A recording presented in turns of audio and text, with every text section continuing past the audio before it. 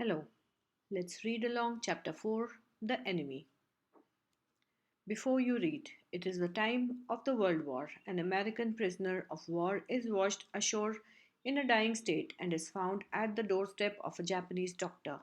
Should he save him as a doctor or hand him over to the army as a patriot? Dr. Sadao Hoki's house was built on a spot of the Japanese coast where, as a little boy, he had often played. The low square stone house was set upon rocks well above a narrow beach that was outlined with bent pines.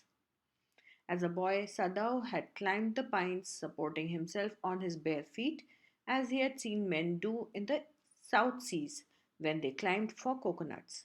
His father had taken him often to the islands of those seas, and never had he failed to say to the little brave boy at his side, "Those islands yonder, they are the stepping stones to the future of Japan." "Where shall we step from them?" Sadao had asked seriously. "Who knows?" his father had answered. "Who can't limit our future? It depends on what we make it." Sadao had taken this into his mind as he did everything his father said. His father, who never joked or played with him, but who spent infinite pains upon him, who was his only son. Sadao knew that his education was his father's chief concern. For this reason, he had been sent at 22 to America to learn all that could be learned of surgery and medicine. He had come back at 30, and before his father died, he had seen Sadao become famous not only as a surgeon but as a scientist, because he was perfecting a discovery which would render wounds entirely clean. He had not been sent abroad with the troops. Also, he knew there was some slight danger that the old general might need an operation for a condition for which he was now being treated medically, and for this possibility Sadao was being kept in Japan. Clouds were rising from the ocean now. The unexpected warmth of the past few days had at night drawn heavy fog from the cold waves. Sadao watched mist hide outlines of a little island near the shore, and then come creeping up the beach below the house, wreathing around the pines. In a few minutes, fog would be wrapped about the house too. Then he would go into the room where Hannah, his wife, would be waiting for him with the two children. But at this moment the door opened and she looked out, a dark blue woolen haori over her kimono. She came to him affectionately and put her arm through his as he stood, smiled, and said nothing. He had met Hannah in America, but he had waited to fall in love with her until he was sure she was Japanese. His father would never have received her unless she had been pure in her race. He wondered often whom he would have married if he had not met Hannah, and by what luck he had found her in the most casual way, by chance, literally, at an American professor's house. The professor and his wife had been kind people anxious to do something for their few foreign students, and the students, though bored, had accepted this kindness.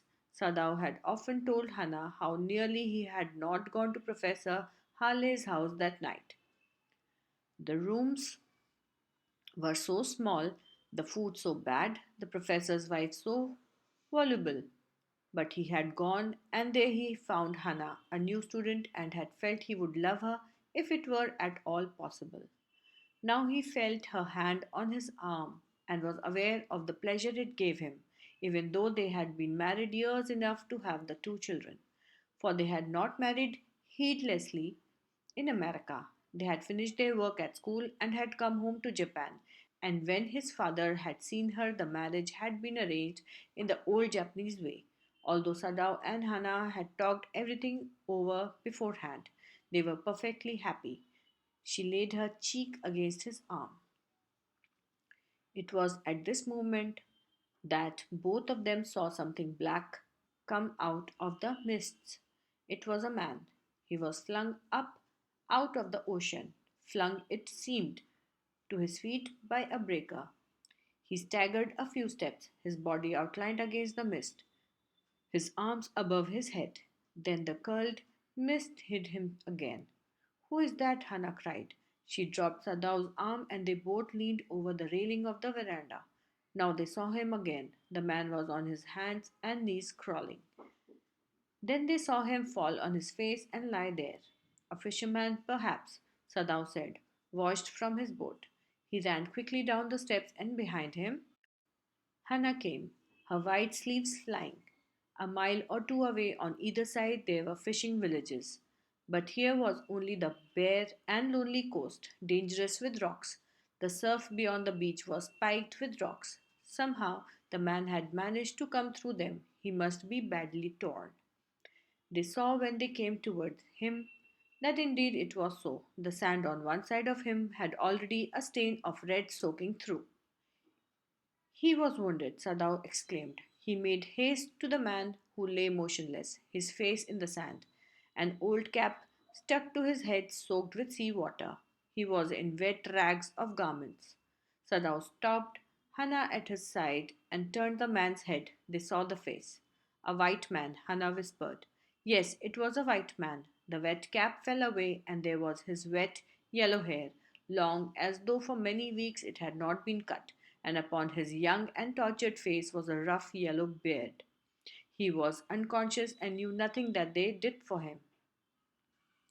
Now Sadao remembered the wound, and with his expert fingers he began to search for it. Blood flowed freshly at his touch. On the right side of his lower back, Sadao saw that a gun wound had been reopened. The flesh was blackened with powder. Some time not many days ago the man had been shot and had not been tended. It was bad chance that the rock had struck the wound. Oh, how he is bleeding, Hannah whispered again in a solemn voice. The mist screened them now completely, and at this time of the day no one came by. The fishermen had gone home, and even the chance of beachcombers would have considered the day at an end. What shall we do with this man? Sadao muttered. But his trained hands seemed of their own will to be doing what they could to stanch the fearful bleeding. He packed the wound with the sea moss that strewed the beach. The man moaned with pain in his stupor, but he did not awaken. The best thing that we could do would be to put him back in the sea, Sadao said, answering himself. Now that the bleeding was stopped for the moment, he stood up and dusted the sand from his hands. Yes, undoubtedly that would be best, Hannah said steadily, but she continued to stare down at the motionless man. If we sheltered a white man in a house, we should be rested, and if we turned him over as a prisoner, he would certainly die, Sadao said. The kindest thing would be to put him back into the sea, Hannah said. But neither of them moved. They were staring with a curious repulsion upon the inert figure. What is he? Hannah whispered. There is something about him that looks American, Sadao said. He took up the battered cap. Yes, there. Almost gone was the faint lettering. A sailor, he said, from an American warship. He spelled it out, U.S. Navy. The man was a prisoner of war. He has escaped, Hannah cried softly, and that is why he is wounded. In the back, Sadao agreed. They hesitated, looking at each other. Then Hannah said with resolution, Come, are we able to put him back into the sea? If I am able, are you? Sadao asked. No, Hannah said, but if you can do it alone. Sadao hesitated again. The strange thing is, he said, that if the man were whole, I could turn him over to the police without difficulty. I care nothing for him. He is my enemy. All Americans are my enemy. And he is only a common fellow. You see how foolish his face is. But since he is wounded, you also cannot throw him back to the sea, Hannah said. Then there is only one thing to do. We must carry him into the house. But the servants, Sadao inquired. We must simply tell them that we intend to give him to the police. As indeed we must, Sadao. We must think of the children and your position. It would endanger all of us if we did not give this man over as a prisoner of war. Certainly, Sadao agreed. I would not think of doing anything else. Thus agreed, together they lifted the man. He was very light, like a fowl that had been half starved for a long time, until it is only feathers and skeleton. So his arms hanging, they carried him up the steps and into the side door of the house. This door opened into a passage, and down the passage they carried the man towards an empty bedroom. It had been the bedroom of Sadau's father, and since his death it had not been used. They laid the man on the deeply matted floor. Everything here had been Japanese to please the old man, who would never in his own home sit on a chair or sleep in a foreign bed. Hannah went to the wall cupboards and slid back a door and took out a soft quilt. She hesitated. The quilt was covered with flowered silk and the lining was pure white silk. He is so dirty, she murmured, in distress. Yes, he had better be washed. Sadao agreed. If you will fetch hot water, I will wash him. I cannot bear for you to touch him, she said. We shall have to tell the servants he is here. I will tell you me now. She can leave the children for a few minutes and she can wash him. Sadao considered a moment. Let it be so, he agreed. You tell Yumi and I will tell the others. But the utter pallor of the man's unconscious face moved him first to stoop and feel his pulse. It was faint, but it was there.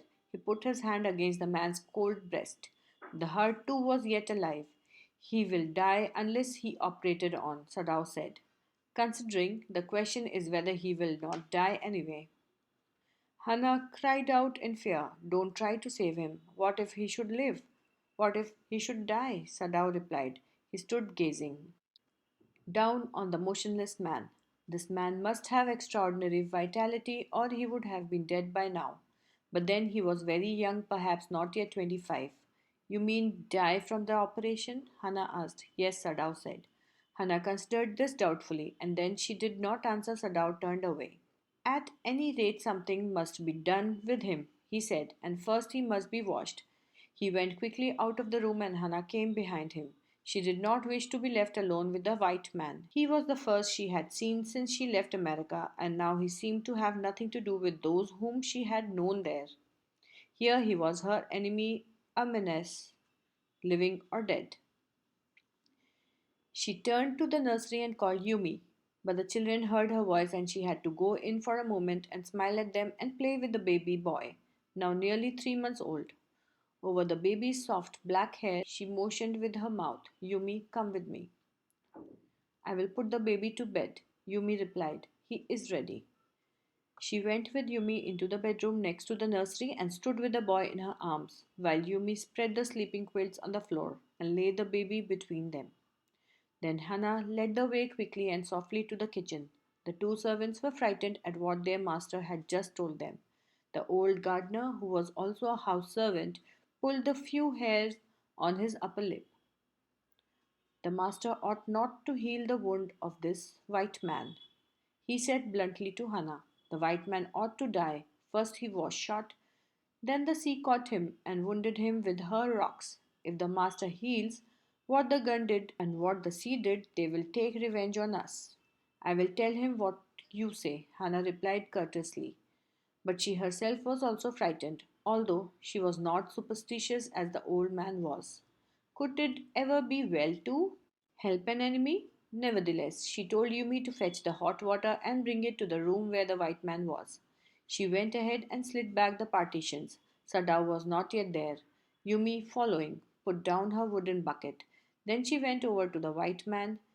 When she saw him, her thick lips folded themselves into stubbornness. I have never washed a white man, she said, and I will not wash so dirty a one now. Hannah cried at her severely. You will do what your master commands you. There was so fierce a look of resistance upon Yumi's round, dull face that Hannah felt unreasonably afraid. After all, if the servant should report something that was not as it happened. Very well, she said, with dignity. You understand we only want to bring him to his senses so that we can turn him over as a prisoner. I will have nothing to do with it, Yumi said. I am a poor person and it is not my business. Then please, Hannah said gently, return to your own work. At once Yumi left the room, but this left Hannah with the white man alone. She might have been too afraid to stay had not her anger at Yumi's stubbornness now sustained her. Stupid Yumi, she muttered fiercely. Is this anything but a man? And a wounded, helpless man. In the conviction of her own superiority, she bent impulsively, and untied the knotted rugs that kept the white man covered. When she had his breast bare, she dipped the small clean towel that Yumi had brought into the steaming hot water and washed his face carefully. The man's skin, though rough with exposure, was of a fine texture and must have been very blond when he was a child. While she was thinking these thoughts, though not really liking the man better now that he was no longer a child, she kept on washing him until his upper body was quite clean. But she dared not turn him over. Where was Sadao? Now her anger was ebbing, and she was anxious again, and she rose, wiping her hands on the wrong towel. Then, lest the man be chilled, she put the quilt over him. Sadao, she called softly. He had been about to come in when she called. His hand had been on the door, and now he opened it. She saw that he had brought his surgeon's emergency bag and that he wore his surgeon's coat. You have decided to operate, she cried. Yes, he said shortly. He turned his back to her and unfolded a sterilized towel upon the floor of the tokonoma alcove and put his instruments out upon it. Fetch towels, he said. She went obediently, but how anxious now, to the linen shelves and took out the towels. There ought also to be old pieces of matting so that the blood would not ruin the fine floor covering. She went out to the black veranda where the gardener kept strips of matting with which to protect delicate shrubs on cold night and took an armful of them. But when she went back into the room, she saw this was useless. The blood had already soaked through the packing in the man's wood and had ruined the mat under him. Oh, the mat, she cried. Yes, it is ruined, Sadao replied, as though he did not care. Help me turn him, he commanded her. She obeyed him without a word, and he began to wash the man's back carefully. Yumi would not wash him, she said. Did you wash him then? Sadao asked, not stopping for a moment his swift, concise movement. Yes, she said. He did not seem to hear her, but she was used to his absorption when he was at work.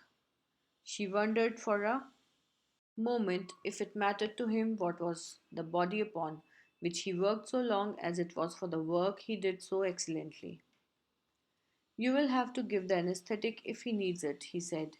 I, she repeated blankly, but never have I. It is easy enough, he said impatiently.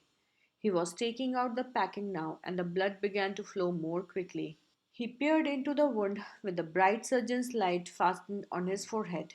The bullet is still there, he said, with cool interest. Now I wonder how deep this rock wound is. If it is not too deep, it may be that I can get the bullet, but the bleeding is not superficial. He has lost much blood.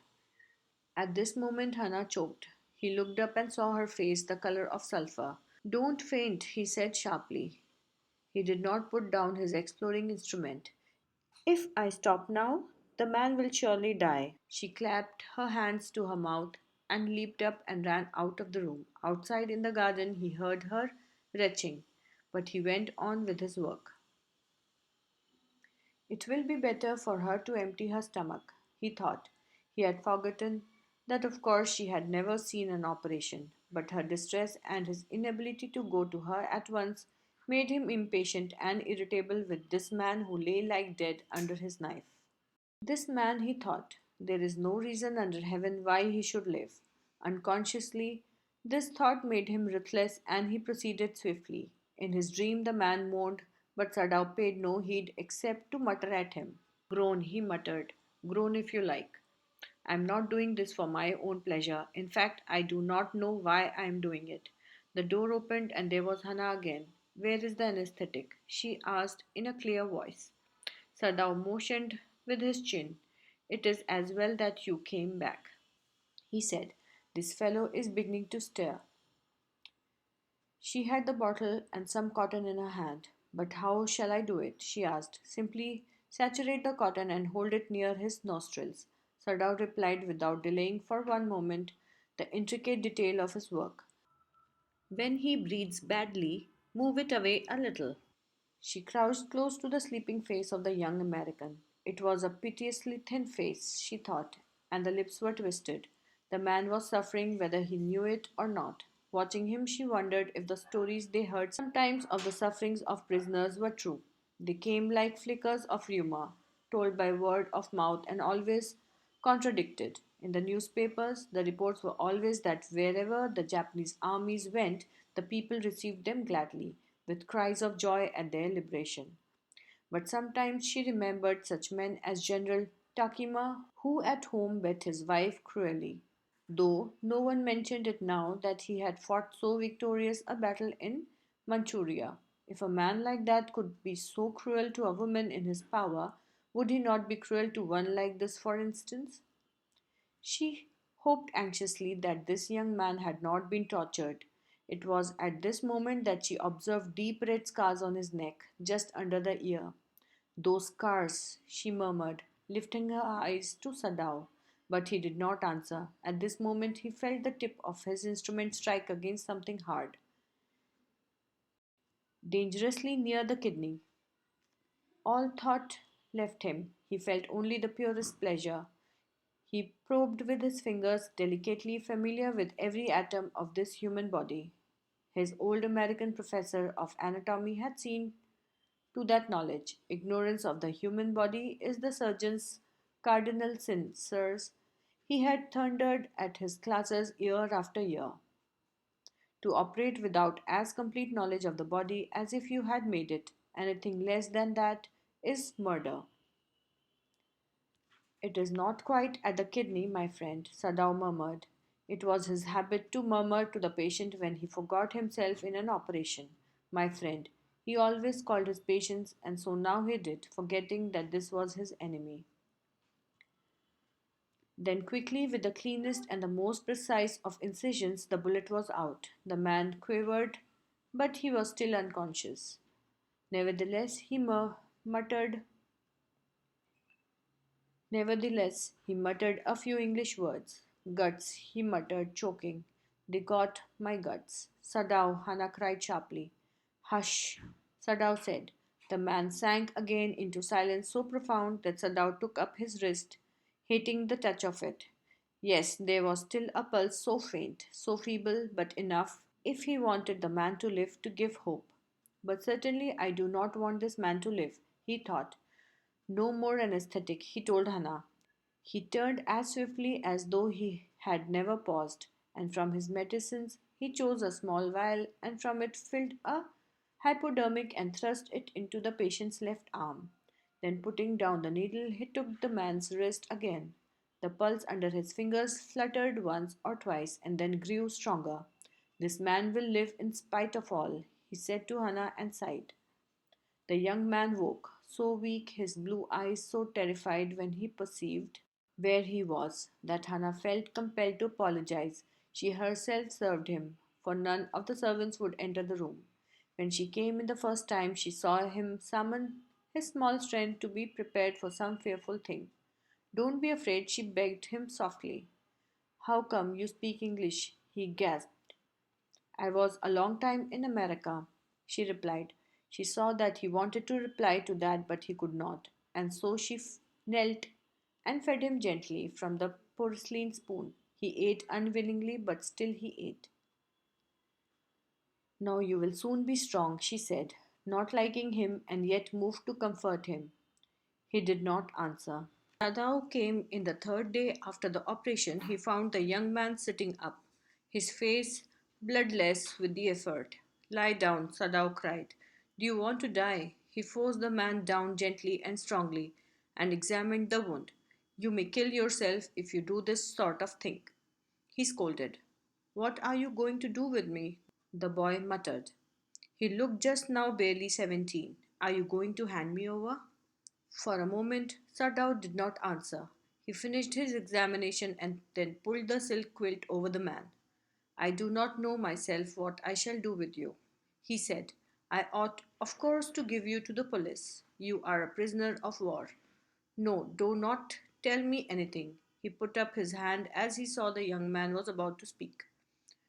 Do not even tell me your name unless I ask it. They looked at each other for a moment, and then the young man closed his eyes and turned his face to the wall. Okay, he whispered, his mouth a bitter line. Outside the door, Hannah was waiting for Sadao. He saw at once that she was in trouble. Sadao, Yumi tells me the servants feel they cannot stay if we hide this man here anymore, she said. She tells me that they are saying that you and I were so long in America that we have forgotten to think of our own country first. They think we are like Americans. It's not true, Sadao said harshly. Americans are our enemies, but I have been trained not to let a man die if I can help it. The servants cannot understand that, she said anxiously. No, he agreed. Neither seemed able to say more, and somehow the household dragged on. The servants grew more watchful. Their courtesy was as careful as ever, but their eyes were cold upon the pair to whom they were hired. It is clear what our master ought to do, the old gardener said one morning. He had worked with flowers all his life and had been a specialist too in moss. For Sadao's father, he had made one of the finest moss gardens in Japan, sweeping the bright green carpet constantly so that not a leaf or a pine needle marred the velvet of its surface. My old master's son knows very well what he ought to do, he now said, pinching a bud from a bush as he spoke. When the man was so near death, why did he not let him bleed? That young master is so proud of his skill to save life that he saves any life, the cook said contemptuously. She split a fowl's neck skillfully and held the fluttering bird and let its blood flow into the roots of a wisteria vine. Blood is the best of fertilizers, and the old gardener would not let her waste a drop of it. It is the children of whom we must think, Yumi said sadly. What will be their fate if their father is condemned as a traitor? They did not try to hide what they said from the ears of Hannah as she stood arranging the day's flowers in the veranda nearby, and she knew they spoke on purpose that she might hear. That they were right she knew too, in most of her being. But there was another part of her which she herself could not understand. It was not sentimental liking of the prisoner. She had come to think of him as a prisoner. She had not liked him even yesterday, when he had said in his impulsive way, anyway, let me tell you that my name is Tom. She had only bowed her little distant bow. She saw hurt in his eyes, but she did not wish to assuage it. Indeed, he was a great trouble in this house. As for Sadao, every day he examined the wound carefully. The last stitches had been pulled out this morning, and the young man would, in a fortnight, be nearly as well as ever. Sada went back to his office and carefully typed a letter to the chief of police reporting the whole matter. On the 21st day of February, an escaped prisoner was washed up on the shore in front of my house. So far, he typed, and then he opened a secret drawer of his desk and put the unfinished report into it. On the seventh day after that, two things happened. In the morning, the servants left together, their belongings tied in a large square cotton kerchiefs. When Hannah got up in the morning, nothing was done, the house not cleaned, and the food not prepared, and she knew what it meant. She was dismayed and even terrified, but her pride as a mistress would not allow her to show it. Instead, she inclined her head gracefully when they appeared before her in the kitchen, and she paid them off and thanked them for all that they had done for her. They were crying, but she did not cry. The cook and the gardener had served Sadao since he was a little boy in his father's house, and Yumi cried because of the children. She was so grieving that after she had gone, she ran back to Hannah. If the baby misses me too much tonight, send for me. I am going to my own house, and you know where it is. Thank you, Hannah said, smiling, but she told herself she would not send for Yumi however the baby cried. She made the breakfast and Sadao helped with the children. Neither of them spoke of the servants beyond the fact that they were gone. But after Hannah had taken morning food to the prisoner, she came back to Sadao. Why is it we cannot see clearly what we ought to do? She asked him. Even the servants see more clearly than we do. Why are we different from other Japanese? Sadao did not answer, but a little later he went into the room where the prisoner was and said briskly, today you may get up on your feet. I want you to stay up only 5 minutes at a time. Tomorrow you may try it twice as long. It would be well that you get back to your strength as quickly as possible. He saw the flicker of terror on the young face that was still very pale. Okay, the boy murmured. Evidently, he was determined to say more. I feel I ought to thank you, doctor, for having saved my life. Don't thank me too early, Sadao said coldly. He saw the flicker of terror again in the boy's eyes, terror as unmistakable as an animal's. The scars on his neck were crimson for a moment. Those scars, what were they? Sadao did not ask. In the afternoon, the second thing happened. Hannah, working hard on unaccustomed labor, saw a messenger come to the door in official uniform. Her hands went weak and she could not draw her breath. The servants must have told already. She ran to Sadao, gasping, unable to utter a word. But by then the messenger had simply followed her through the garden and there he stood. She pointed at him helplessly. Sadao looked up from his book. He was in his office, the other partition of which was thrown open to the garden for the southern sunshine. What is it? He asked the messenger, and then he rose, seeing the man's uniform. You are to come to the palace, the man said. The old general is in pain again. Oh, Hannah Bread, is that all? All, the messenger exclaimed. Is it not enough? Indeed it is, she replied. I am very sorry. When Sadao came to say goodbye, she was in the kitchen, but doing nothing. The children were asleep, and she sat merely resting for a moment, more exhausted from her fright than from work. I thought they had come to arrest you, she said. He gazed down into her anxious eyes. I must get rid of this man for your sake, he said in distress. Somehow I must get rid of him. Sadao goes to see the general. Of course, the general said weakly. I understand fully, but that is because I once took a degree in Princeton. So few Japanese have. I care nothing for the man, Excellency, Sadao said, but having operated on him with such success. Yes, yes, the general said.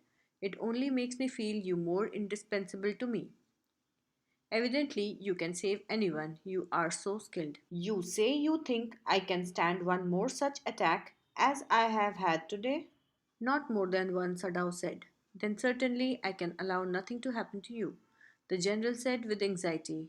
His long pale Japanese face became expressionless, which meant that he was in deep thought. You cannot be arrested, the general said, closing his eyes.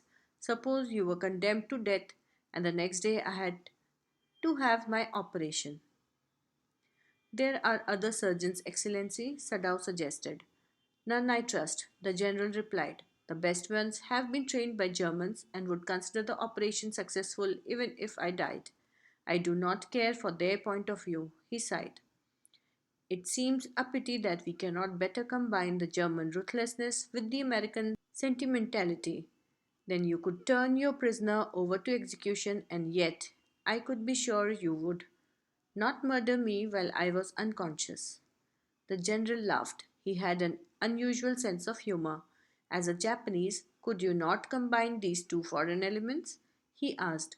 Sadao smiled. I am not quite sure, he said. But for your sake, I would be willing to try, Excellency. The general shook his head. I had rather not be the test case, he said. He felt suddenly weak and overwhelmed with the cares of his life as an official in times such as these when repeated victory brought great responsibilities. All over the South Pacific. It is very unfortunate that this man should have washed up on your doorstep, he said irritably. I feel it so myself, Sadao said gently. It would be best if he could be quietly killed, the general said. Not by you, but by someone who does not know him. I have my own private assassins. Suppose I send two of them to your house tonight, or better, any night. You need know nothing about it. It is now warm. What would be more natural than that you should leave the outer partition of the white man's room open to the garden while he sleeps? Certainly, it would be very natural, Sadao agreed. In fact, it is so left open every night. Good, the general said, yawning. They are very capable assassins. They make no noise and they know the trick of inward bleeding. If you like, I can even have them remove the body.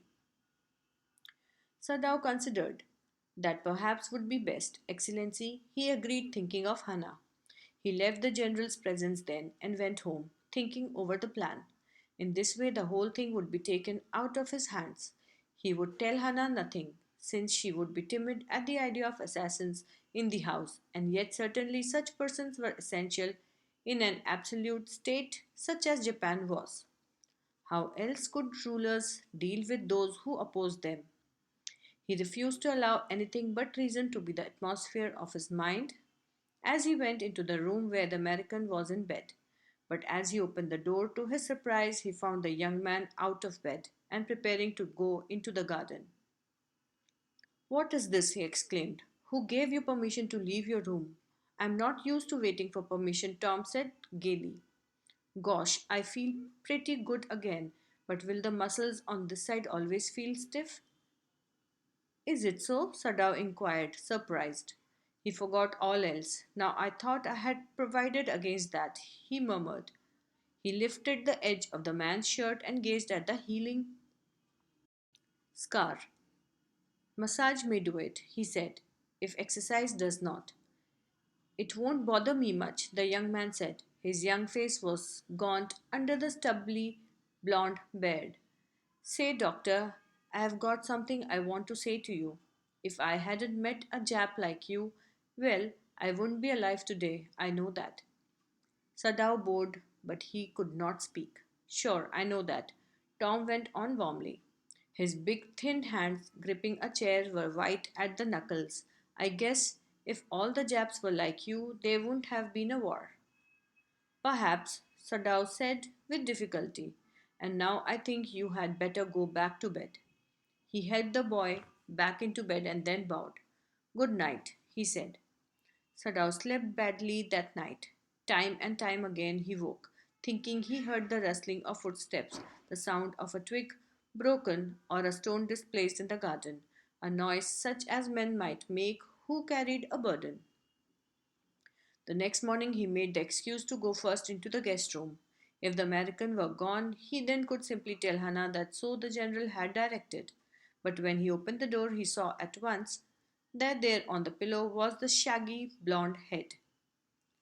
He could hear the peaceful breathing of sleep and he closed the door again quietly. He is asleep, he told Hannah. He is almost well to sleep like that. What shall we do with him? Hannah whispered her old refrain. Sadao shook his head. I must decide in a day or two, he promised. But certainly he thought the second night must be the night. There rose a wind that night, and he listened to the sounds of bending boughs and whistling partitions. Hannah woke too. Ought we not go and close the sick man's partition? She asked. No, Sadao said. He is able now to do it for himself. But the next morning the American was still there. Then the third night, of course, must be the night. The wind changed to quiet rain, and the garden was full of the sound of dripping eaves and running springs. Sadao slept a little better, but he woke at the sound of a crash and leaped to his feet. What was that? Hannah cried. The baby woke at her voice and began to wail. I must go and see. But he held her and would not let her move. Sadao, she cried. What is the matter with you? Don't go, he muttered. Don't go. His terror infected her and she stood breathless, waiting. There was only silence. Together they crept back into the bed, the baby between them. Yet, when he opened the door of the guest room in the morning, there was the young man. He was very gay and had hardly washed and was now on his feet. He had asked for a razor yesterday and had shaved himself, and today there was a faint color in his cheeks. I am well, he said joyously. Sadao drew his kimono round his weary body. He could not, he decided suddenly, go through another night. It was not that he cared for this young man's life. No, simply it was not worth the strain. You are well, Sadao agreed. He lowered his voice. You are so well that I think if I put my boat on the shore tonight with food and extra clothing in it, you might be able to row to that little island not far from the coast. It is so near the coast that it has not been worth fortifying. Nobody lives on it because in storm it is submerged. But this is not the season of storm. You could live there until you saw a Korean fishing boat pass by. They pass quite near the island because the water is many fathoms deep there. The young man stared at him, slowly comprehending. Do I have to? He asked. I think so, Sadao said gently. You understand. It is not hidden that you are here. The young man nodded in perfect comprehension. Okay, he said simply. Sadao did not see him again until evening. As soon as it was dark, he had dragged the stout boat down to the shore, and in it he put food and bottled water that he had bought secretly during the day, as well as two quilts he had bought at a pawn shop. The boat he tied to a post in the water, for the tide was high. There was no moon, and he worked without a flashlight. When he came to the house, he entered as though he were just back from his work, and Sohana knew nothing. Yumi was here today, she said, as she served his supper. Though she was so modern, still she did not eat with him. Yumi cried over the baby. She went on with a sigh. She misses him so. The servants will come back as soon as the foreigner is gone, Sadao said. He went into the guest room that night before he went to bed himself and checked carefully the American's temperature, the state of the wound, and his heart and pulse. The pulse was irregular, but that was perhaps because of excitement. The young man's pale lips were pressed together and his eyes burned. Only the scars on his neck were red. I realize you are saving my life again, he told Sadao. Not at all, Sadao said. It is only inconvenient to have you here any longer. He had hesitated a good deal about giving the man a flashlight, but he had decided to give it to him after all. It was a small one, his own, which he used at night when he was called. If your food runs out before you catch a boat, he said, signal me two flashes at the same instant the sun drops over the horizon. Do not signal in darkness, for it will be seen. If you are all right, but still there, signal me once. You will find fresh fish easy to catch, but you must eat them raw. A fire would be seen. Okay, the young man breathed. He was dressed now in the Japanese clothes which Sadao had given him, and at the last moment Sadao wrapped a black cloth about his blond head. Now, Sadao said. The young American, without a word, shook Sadao's hand warmly and then walked quite well across the floor and down the step into the darkness of the garden. Once, twice, Sadao saw his light flash to find his way, but that would not be suspected. He waited until from the shore there was one more flash. Then he closed the partition. That night he slept. You say the man escaped? The general asked faintly. He had been operated upon a week before at an emergency operation to which Sadao had been called in the night. For 12 hours, Sadao had not been sure the general would live. The gallbladder was much involved. Then the old man had begun to breathe deeply again and to demand food. Sadao had not been able to ask about the assassins. So far as he knew, they had never come. The servants had returned and Yumi had cleaned the guest room thoroughly and had burned sulfur in it to get the white man smell out of it. Nobody said anything, only the gardener was cross because he had gone behind with his chrysanthemums. But after a week, Sadao felt the general was well enough to be spoken to about the prisoner. Yes, Excellency, he escaped, Sadao now said. He coughed, signifying that he had not said all he might have said, but was unwilling to disturb the general further. But the old man opened his eyes suddenly. That prisoner, he said, with some energy. Did I not promise you I would kill him for you? You did, Excellency, Sadao said. Well, well, the old man said in a tone of amazement. So I did. But you see, I was suffering a good deal. The truth is, I thought of nothing but myself. In short, I forgot my promise to you. I wondered, Your Excellency, Sadao murmured.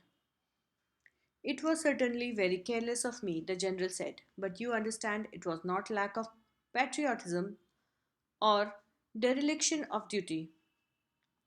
He looked anxious at his doctor.